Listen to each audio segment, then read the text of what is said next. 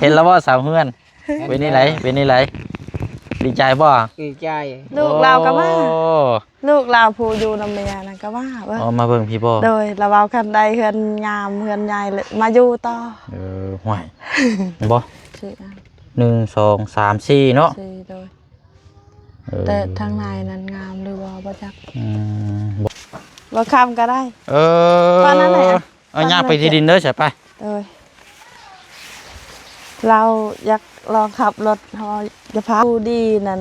เราสิมาอยู่น้ำแบบนั้นเบิ่งตามความสะดวกคือกันเราก็แม่นแล้วเฮือนสิมาอยู่ปรับเลยบ่แม่นแต่ว่าลองนุ่งนี่แหละต้องถามน้องนุ่งเขาเนาะว่าทางเพิ่นเห็นใจบ่กับบางเทื่อบางที่นี่ก็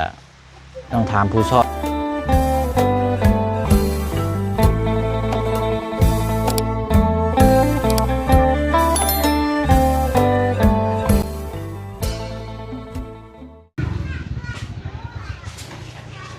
เด้เนาะคือเงียบเงาแทบมื้อนี้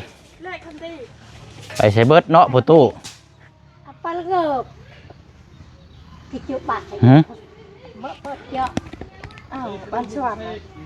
ขอบใจเลยสบายดีขอบใจยังสบายดีสบายดีโดยบ่ได้ซื้อหยังมาฝากซ้ำเนาะอันใช้ประตูถามแล้วเบิ่งอยู่หาบ่อยู่บ่ผู้หำเนี่ยผู้หำไปเฉลยแต่อยู่ดินฮะอยู่ดินเฮาค่ะอ๋ออยู่ดินบ่อ๋อโอเคเอาเสียเดียวพอดีเลยใช่เนาะเดี๋ยวยังย่างไปเบิ่งพี่น้องเลยเนาะเนาะเอาเด้อพี่น้องเด้อเนาะสบายดีและสวัสดีพ่อแม่พี่น้องน้ำกันเบิดสุขุสุคนพี่น้องเนาะมื้อนี้ก็เดินทางมาบ้านเขตน้องคำดีก็ถึงวันเวลาแล้วพี่น้องเนาะสิมาแจ้งทางครอบครัวน้องคำดีก่อนเนาะกับมือบ้านก่อนพี่น้องเนาะจัก2-3 มื้อคือเก่าหั่นแหละแล้วก็จังกลับขึ้นมาดำเนินการติดตามเวียกงานให้พี่น้องติดตามเบิ่งน้ำกันอีกเนาะแต่ว่าเขาก็มาแจ้งน้ำกันแต่ละเคสเพราะว่าพี่น้องแต่ละ FC นี่ก็ติดตามน้ำกันเกือบทุกเคสนะพี่น้องเนาะลูกเราเห็นใจเสือคักแท้ลูกเรามากินนี่เห็นชาวว่าพ่อโดยเอามาพี่ก่อนเดี๋ยวจะย่างไปเบิ่งที่อันนั้นลูกเราสบายดีไหมมากินนี่เห็นชาวเฮือนเห็นแล้วว่าสาวเฮือนเป็นนี่ไรดีใจบ่ดีใจลูกเราก็มาลูกเราผู้อยู่นำเมียนะก็มามาเบิ่งพี่บ่โดยเราเอาคันใดเฮือนงามเฮือนใหญ่เลยมาอยู่ต่อห่วยในไรป่านี่เนาะสิอยู่น้ำกันได้อยู่วันนี้บ่ได้เด้ตอนนั้นเราจึงมือนี่อยู่พุ่นเป็นยังไงปันเพื่อนแบบคันฝนตกก็นอนบ่ได้คือกันแทงกว่านี้อีกแล้วก็จังว่ากันซะเนาะพี่น้อยอันนี้ก็ขึ้นกับผู้เบิ่งผู้ชมผู้สดซอยเนาะถ้าวางงบมาไว้เฮาก็สิได้เฮือนไว้แล้วก็สิได้จัดแจงแล้วก็มาอยู่น้ำกันเนาะนั่นแหละผู้ว่าแหละอยู่น้ำกันแล้วก็ให้อยู่หากินพึ่งผ้าอาศัยกันแหละเนาะเราก็ดีใจแหละเราเฒ่าบัดลูกมาอยู่ลูกหากินให้ใครอยู่ดอกเนาะตู่ยันม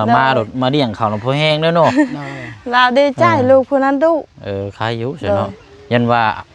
คันว่าคือว่าเขาก็ตอนเราไปนั้นทางแม่นั้นให้คิดฮอดยันว่ามาอยู่น้ำโดดเอาไปมาโดดสิมาเลี้ยงทั้งลูกเจ้าของทั้งลูกไผ่เนี่ยพ่อแห้งเลยเนาะเป็นตาได้เนาะเราได้ยินลูกว่าแบบนั้นก็ดีใจตลอดเรามีมาอยู่น้ำกับมาสร้างครอบครัวแล้วก็ถ้าว่าอนาคตก็จังว่ากันที่ดินก็ขยายออกไปเนาะมันก็มีพอได้ปุ๊บอยู่พี่น้องบอกเขาซื้อแล้วแบบลูกเราแข็งแรงเฮ็ดงานอยู่ใส่กับเขาแบบนั้นคือเรานี่ไปคอเฮ็ดงานอยู่ใส่กับบ่ได้โดยพอได้แต่เฮ็ดน้ำเพื่อนน้ำชานี่เนาะเสียหญ้าเสียมันเนาะเวียกหนักๆนี่บัดยันว่าคนเอาไปให้สิเวียกบัดยันล่มได้เนาะเป็นโทษอีกพอแห้งได้เนาะดีใจเมียได้ซะไปใช้มื้อนี้อยู่น้ำกันเพิ่นบ่เละชั่วบากหาหน่อไม้เอาไปหาหน่อไม้ไงเลยเมื่อเวียบักตัวชั่วบ้างเมื่อแต่เชียร์หญ้าเราก็เมื่อแต่เชียร์หญ้าแต่ไปหาหน่อไม้อีกแม่เราโดยหามากินบ่หรือหามาขายหามากินเนาะใช้คำดีได้ไปทางไหนล่ะคำดีใหม่แกไปเล่นอยู่พุ่นมองเก่าพุ่นบ่เพื่อนอาโกยพุ่นบ่ เอากะแล้วพี่น้อยเนาะ โดย เดี๋ยวมาช่องเบิ่งเสาตัวนี้ก่อนเสาตัวนี้ยาวจังเม็ดกว่าประตูนี่เสาตัวนี้ ใช่แม่น นี่เสานี่มี บ้าน 4 อันเลยเนาะ นี่ โดย มันยาวเท่าไรก็โอ้ยาวเติบเนาะ3 เมตรปุ๊บเออ 3 เมตร ได้อยู่3 เมตรพี่น้อยนี่อยู่4 อันบ่ 4 อัน 1 2 3 4เนาะ 4โดย เออ แต่ทางในนั้นงามหรือว่าบ่จัก บ่อันนั้นเนาะคือว่าเบิ่งนํกันแต่ว่าเสานี่เสาเป็นเสาข้างในเด้ออันนี้เนาะ โดย เอาบ่แม่นหรอกพี่น้อยมาซ่องเบิ่งนี่ก็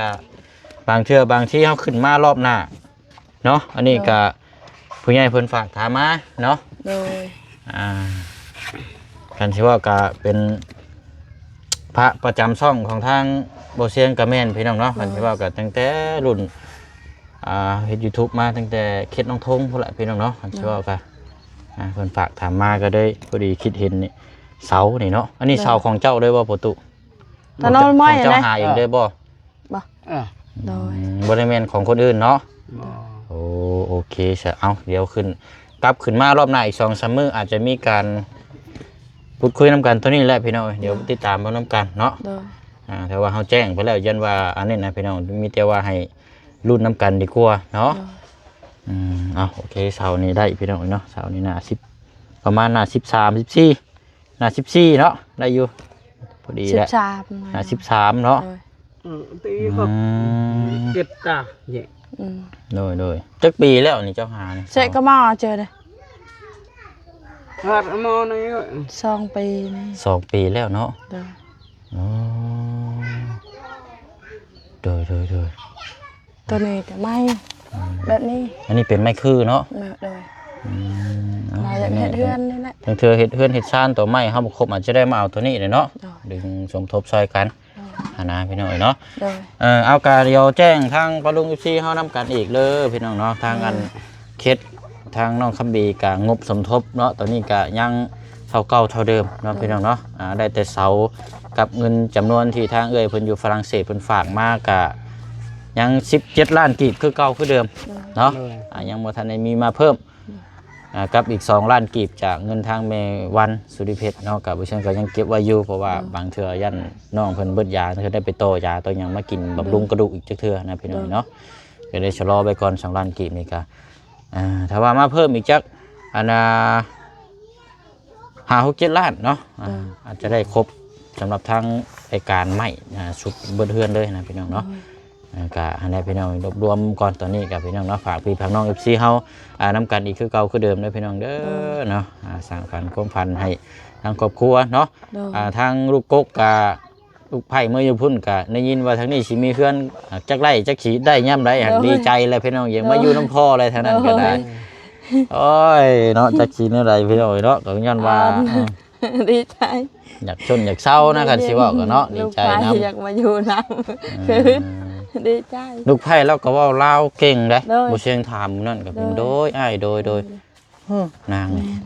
บ่ธรรมดาเด้นี่ว่าเนาะเห็นว่าเราเฮียนเป็นเราเป็นคนลาวเคยเฮ็ดเกี่ยวกับงานการบ่จักเนาะโดย ทางพูดแบบเราเอาแม่เราเอาผัวใหม่แหละเราเลี้ยงลูกเลี้ยงน้องอีก เท่ากับ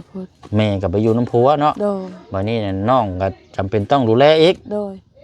เพื่อนตัวแม่ปะอันกว่านี่อีกคอยทำ โดย คันเว้านั้นน้ำตาไหลเราก็ มาจักและครอบครัว โดยไม่ยังนะเอาแล้วได้เวลาเก่าแล้วเอาอีกแล้วเนาะ โดยมันตกตลอด คือว่าแดดอยู่เนาะ โดย คือตกเนาะโอเคป้าสาวเดี๋ยวเฮาย่างไปเบิ่งที่ดินที่ทางน้ำกันอัปเดตเบิ่งเสาน้ำกันอีกเนาะให้ทางประตูจับบายเบิ่งคักๆก่อนเนาะเป็นใดๆเนาะไปพี่น้อยเนาะ แรงอะไรประตูเช้านี่ เอาน้องคำดีเนาะโดยเอ้าใช้นะไม่ไปใช้นะ อยู่เพื่อน เอาบริคำหรือบ่ โดยแข็งแรงเลยเรา เอ้ย บ่คำก็ได้ ใช้ยางมืออยู่ฮะ ป้า ย่างมืออยู่ เด้บ่คำก็ได้ เออ ป้านั่นแหละ เอาย่างไปที่ดินเด้อใช่ไป โดยเราอยากลองขับรถฮอยะพาว โอ้รถจักรนั่นเอาไว้ก่อนเด้อ โดย รถยางยานพาหนะเนาะเอาไว้ก่อนเพราะว่ามันล่มเนาะ โดย โอ้ย่างได้ประคองได้แล้วพี่น้องสบายแล้ว โดย ประคองได้แล้วบ่ต้องใช้ไม้กันเท้า มีแต่สิ่งดีๆเข้ามา ดีใจน้ำน้องเพิ่นหลายบัดนี้พี่น้องเนาะแต่ว่าบ่ให้เผายุกเด้เนาะ โดย เราบ่ได้รู้สึกเจ็บแล้วเราว่าคือเก่าแล้วดีแล้ว เอาก็แล้วมีแต่พยายาม โดย ฉันก็พยายามย่างแบบว่าให้มันอันนั้นเนาะ เนี่ย โอ้ดีๆเนาะเอาพี่น้องเอ้ยเอามากับฟ้ากับฝนคือเก่า โดย มื้อนี้ก็ได้เมื่อวานนี่ก็มอบเสาน่ะก็เกือบบ่แล้ว แม่นนี่ก็ตกอีก นี่ก็ตกอยู่พี่น้องแต่ว่ามันตกยังอยากเละแน่เนาะ โดย เป็นนี่ได้ประตูสัมผัสเบิ่งอยู่ฮะแม่อยู่บ่เสาฮะ โดยว่าติ โดยดีใจ นี่แหละพี่น้องเอ้ยให้ฟ้าฝนตกลงชุ่ม ไม่ ให้มัน ดีใจ แข็งแน่เนาะ ชาติน่ะดีใจ ใจเด้อ ดีใจหลาย ดีใจลาย ๆดีใจหลาย เอาเนี่ยเลี้ยงไว้ในค้อนเนาะอันนี้กาฝนตกให้มันเจ็บมันหยังก็พอดีละ ๆโดย โอ้ยเนาะพี่น้องเอ้ย งาม อืม งามแฮง ก็ถือว่าทั้งน้องคำดีกับย่างประคอบประคองแบบบ่ต้องใช้ไม้คันเท้าแล้ว โดย ได้ตัวเองแล้วพี่น้องเอ้ยเดี๋ยวสบายบาดนี้เนาะ ตะคู่ว่า บ่ได้รู้สึกเจ็บหยังเลยเนาะ ต้นติเนาะ อ๋อดีแล้วสันเนาะ บ่ได้เจ็บเลย ตอนเราหักตะมิดนั่นหาว่าอ้าวเจ้ายกเบิ่งเราบ่ยกเลยรู้สึกบ่ได้ ตอนพับคอได้แล้วบ่ซะน่ะ ไอ้กระเตะจ้ะ พับ ยังบ่ได้ ๆกันโรตีดึงน้ำปลา อันนั้นคันพับนั่นเจ็บบ่นี่ มันยังมีเด็กลามอยู่เด้ โดย พับบ่ได้แต่ว่าย่างประคองนั่นไรเนาะ โดยแม่ อ่า ย่างประคองทำได้คอยย้อนไปแบบนั้นแหละ ย่างประคองนั่นไรแต่ว่าพับคอน่ะยังบ่ได้พี่น้องมันสิว่ากันแบบว่ามัน วัดโดนไปเด้ได้พับคอ ประมาณเดือนปลายพุ่นละ โดย ใช้เวลาอยู่นะเนาะ โดย เพราะว่าคือฮู้กันแล้วมัน โดย มันใช้ลามเนาะคันสิว่ากัน โดย ต้องอยู่ในที่เฮาต้องประคอง โดย แม่นอยู่มันครึ่งได้ก็แต่ว่ามันยังพับบ่ได้ก็มันก็ยังบ่ถึงกับ 100% หั่นนะ โดยแต่เฮาเอาถ่ายเด็ดใน2-3เทื่อลูกชายเรามาเบิก ลูกชาย อยู่พุทธ เออ ตอนแรกเรามาซ้ำนี้เราเฮ็ดเวียก เจิงหลอดทำไม เอาแบบมัน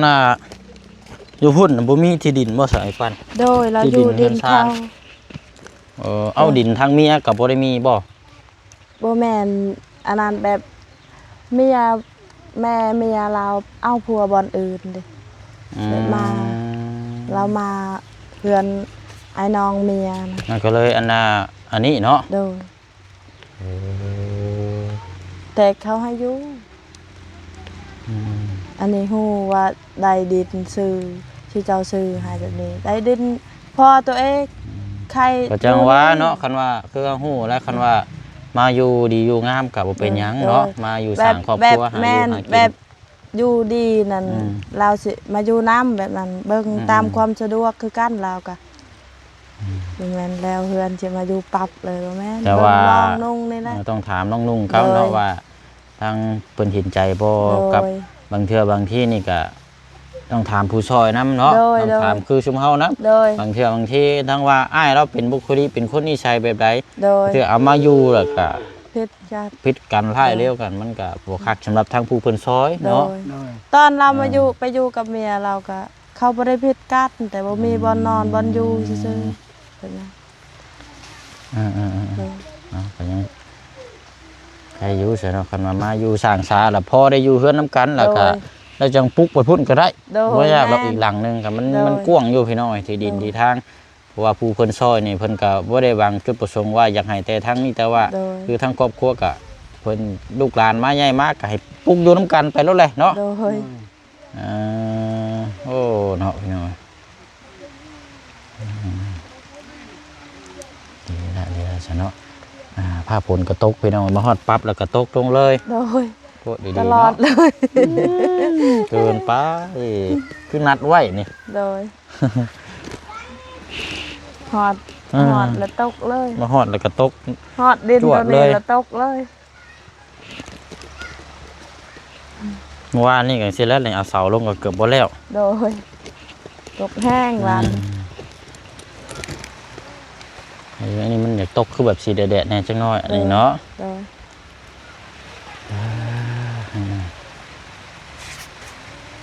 มื่อนี้กินข้าวกินน้ำแล้วบ่ประตูกินแล้วเรียบร้อยแล้วเนาะชูแต่เวียบัดชื่อจ้าเจ้ายังไม่เชื่อหวังเลยนะใจหวังว่าเขาเถียงยังไปหาหน่อไม้เมียไปหาหน่อไม้เร็วนี่จ้าหาไม้มาต้มโดยกินข้าวแล้วไปเสียหญ้าต้องอันนั้นดินแถวนั้นน่ะแล้วเนาะคันว่ามันแห้งกระจกมาถมพี่อีกโดยเดี๋ยวถึงพอแล้วหม่องกุ๊กมันมีแถวหม่องอันทางเข้าพุ่นก็ได้บ่โดยดินมันยังหลายอยู่คอยยุ่งไปคอยเฮ็ดปรับไปนั่นแหละปรับให้มันเกลี้ยงในแถวนี้หม่องห่มหม่องกุ้งม่วงแถวนี้อันนี้แดดอันนั้นฝนตกรอกะข้างแน่อยู่รอกะแถวนี้นี่ได้แล้วแถวนี้งามแล้วบ่ปรับก็ย้ายแถวนี้มีแต่เอาลินเท่านั้นยู่ลงไปพุ่นไปทางหม่องโกนพุ่นปรับลงไปพุ่นอันนี้ได้ชนะพี่น้อยกันว่าเรามาเยี่ยมมายามกับหาลูกหลานซอยน้ำก็ได้เนาะพ่อตู้เนาะเราอยู่นะซอยทางปูนลูกกกเจ้าหนะเห็นมาบางเทื่อบางทีแบบเราไปตอนแรกสำเร็จเราเข้างานได้เฮ็ดเวียกเฮ็ดโรงงานบ่โดยจักเดือนเท่าไรบ่ทามคือกันเดือนมาแหละหามเท่าไร5 ล้านเดือนนึงนะโอ้เดือน5 ล้านก็ธรรมดาเด้เนาะอยู่ลาวเฮาโอ้เราเฮ็ดบอนที่ยังเขาบ่สู้เฮ็ดเห็นงานเกี่ยวกับแบบใดน่ะอันตาอันเทิงบ่ไตอยู่บ่ไตยากเฮ็ดยางจูดยากยางโตคิวบอนพาราหยังสมุนนั่นเด้บอนเฮาไปก็คิวนั่นบ่ตรงข้ามก็นำโดยอยู่โรงแรมหยังก็โดยวันหอยลัวบ้านแถวหอยลัวเนาะกายดานอยู่ชายมือเนาะโดยโอ้คิวสารนั่นพี่น้อยเขาบ่สู้เฮ็ดมันเป็นโรงงานสารเคมีเนาะสิว่ากันแบบนั้นแม่นเฮ็ดหลายปีบ่ได้เขาปี2 ปีได้หยุดก่อนโดยตอนนั้นเมียเราเป็นเก็บขี้เหงื่อเฮ็ดน้ำกันบ่ตั้งหากเราเป็นผู้จูดยางกระติวรถเมียเราเป็นเก็บขี้เหงื่อเมียเก็บขี้เหงื่อแถวเวียงคำเก็บขี้เหงื่อขายบ่คือเก็บมันไปจูดเก็บไปจูดเป็นพนักงานใช่บ่โดยเก็บไปจูดไปทิพย์เอาลูกได้อภัยสาวน้องลาวลาวซ้ำกฐานีนั่นแหละอ๋อน้องผู้ที่ว่าแม่น่ะไปเอาผัวใหม่โดยเราดูแลน้องอีกคนนึงใช่บ่เราเอา2 คนเหรอได้ยินแล้วเอามี2 คนน้องเรา2 คนเอาถ้าสมมุติว่าคือมาพี่กับน้องก็ต้องมาอยู่นำใช่บ่โดยน้องผู้หญิงบ่ผู้หญิงไปเลยบ่เอาจับไปหน่อยเนาะก็จังว่ากันอันนี้ก็เนาะโดยเราว่าเบิ่งนี่แหละก็จังว่ากันเพราะว่าคือทางเฮานี่ก็ให้คำตอบบ่ได้เนาะเพราะว่าเฉพาะทางก็ว่ามีครอบครัวแล้วก็ถ้าว่าไปบ่ฮอดจอบบ่ถึงกับบ่ติเนาะก็ต้องมาหาพ่อแม่อยู่แล้วแต่ว่ายันว่ามาอยู่ยันว่ามันหลายคนก็ยันว่ามันสิผิดให้เถียงกันเนาะอันนี้เขาเว้าแนวแบบแนวบ่ดีซะเนาะว่าแนวดีงามก็มันคือว่านั่นเนาะหลายคนก็จักมันหยังแม่นยาคันหลายคนก็สาดซ่านก็อีกเรื่องเนาะ ไอ้เราเฮือนนี่ โดย เฮาสามารถแบบว่าเฮาเฮ็ด2ชั้นในพี่น้องเฮ็ด2ระบบคือทั้งเทิงน่ะสิมีอยู่2ห้องอยู่แล้วนี่นะกั้น2ห้องแล้วข้างล่างอีก2ห้องเป็นสีนะคือข้างล่างนี่ถ้าว่าบ่ได้ก่อพื้นก็ยังก็คือสามารถเทแล้วก็เอาไม้48มากั้นๆน่ะก็ซื้ออันน่ะไม่อัดมาหรือว่าผักกระจาดมาแอมข้างล่างก็นอนได้แล้วเนาะไอ้ปานเนาะก็ถือว่าเป็น2ห้องเท่ากับทั้งเทิงก็เป็นสีเนาะ โดย พอดีประตูนี่ก็อยู่กับเมียนี่2คนนี่ โดย โดย ทั้งน้องคำดีกับน้องนุ่งเนาะหรือว่ากับน้องเบาดีก็ได้ โดย นอนน้ำกันไอ้ไก่ทั้งลุงกับลูกไผ่ โดย เนาะ โดย นะพี่น้อง โดย เดี๋ยว เบิ่งตามสะดวกเลยนะเราก็บ่แม่นว่าสิอยู่เลยเราก็เบิ่งก่อน ก็เบิ่งตามเหตุการณ์ โดย นี่เนาะ โดย อันนี้ก็ต้องทำทั้งผู้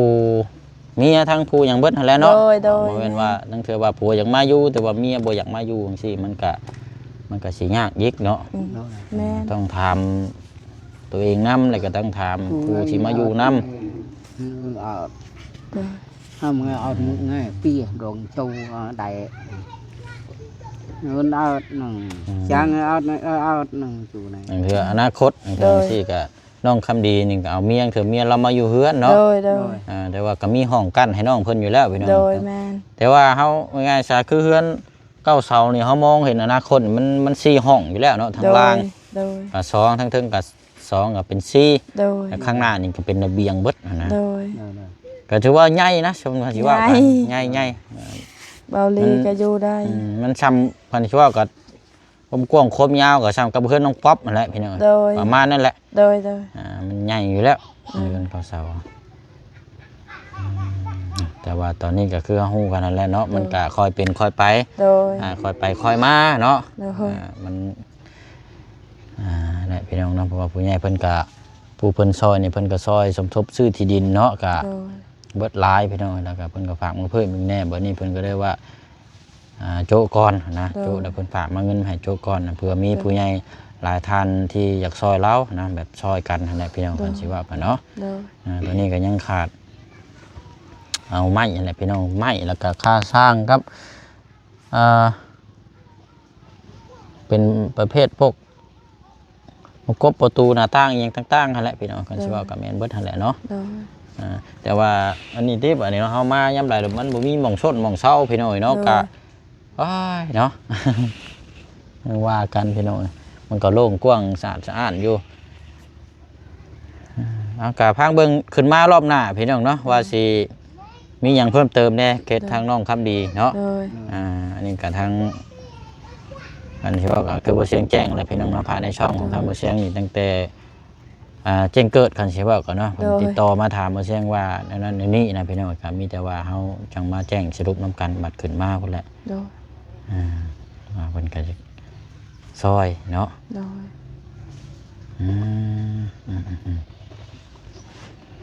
มีแต่ว่าหั่นแหละประตูเด้อ rồi เฮาสิได้กลับก่อนมื้อนี้เนาะ rồi มื้อบ้านก่อนบ้านนี้ ติดตามตั้งแต่ยังบ่ทันได้ซื้อที่ดินพี่น้อง โดย rồi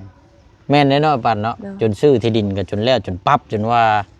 โดย พี่น้องเอ้ยเนาะ rồi ถือว่าเติบอยู่แล้ว โดย ก็เลยสิกลับมือบ้านก่อนบัดนี้พี่น้องเมื่อ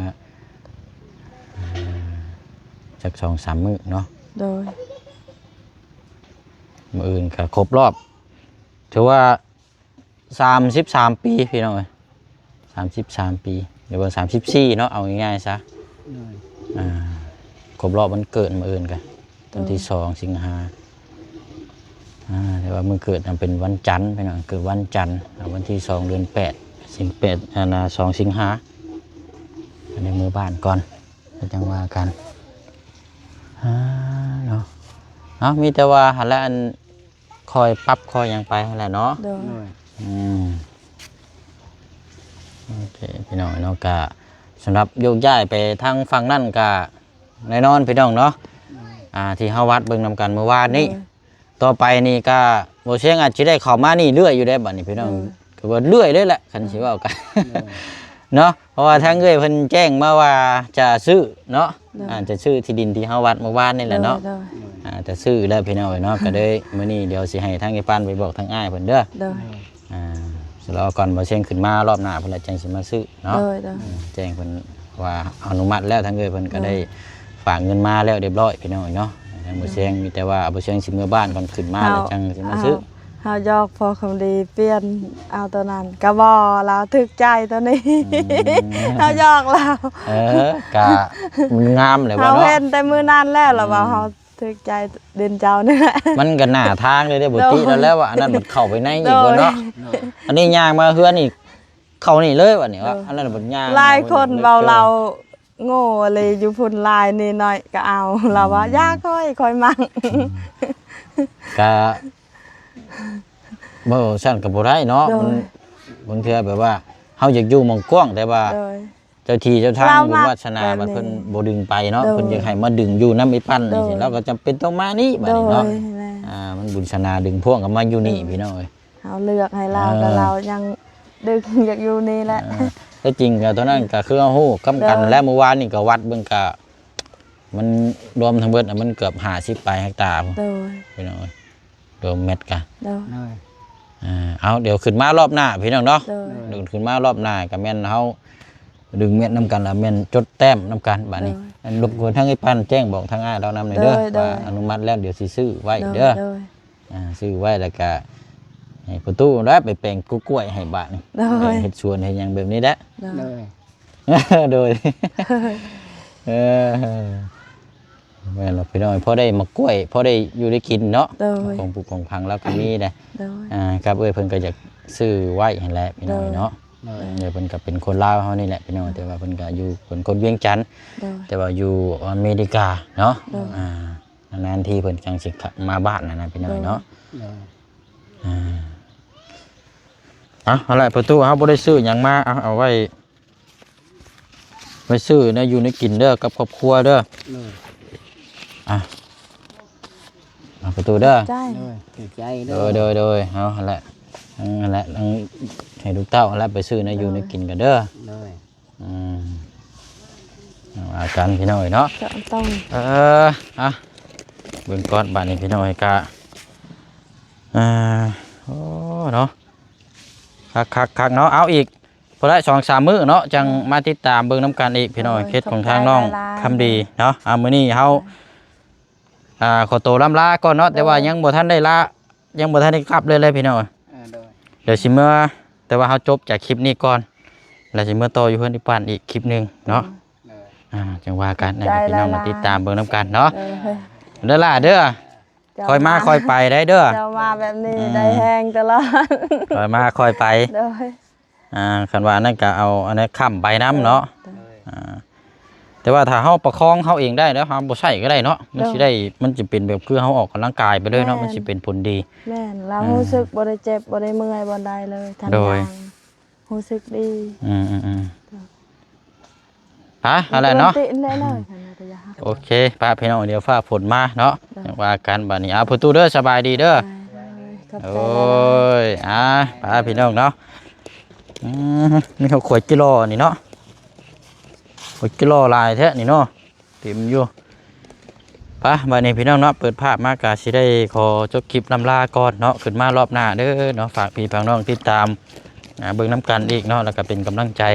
ในทางเคสของทางน้องคำดีเนาะสร้างความฝันในทางครอบครัวเราเนาะพี่น้องเนาะ ค่อยไปค่อยมาค่อยไปเบิ่งน้ำกันนั่นแหละพี่น้องเนาะประคอบประคองบ่ปะบ่ทิ่มกันนะพี่น้องเนาะซ่าก็บ่เป็นหยังพี่น้องเนาะหรือว่าเร็วก็ดีเนาะแต่ว่าก็ซ่าก็ค่อยไปก็ดีนะพี่น้องเนาะเอาอะไรเนาะสุขทางกายสบายทางใจทั้งผู้ให้และก็ทั้งผู้รับทั้งผู้เบิ่งผู้แย่งน้ำกันเบิดสุขุทุกคนนะพี่น้องเด้อเนาะเดี๋ยวจะไปต่อกันอยู่คลิปของทางเฮือนอีปั้นบัดนี้พี่น้องเนาะมีหยังเพิ่มเติมอยู่พี่น้องเนาะบ๊ายบายเด้อพี่น้องเด้อเนาะสบายดี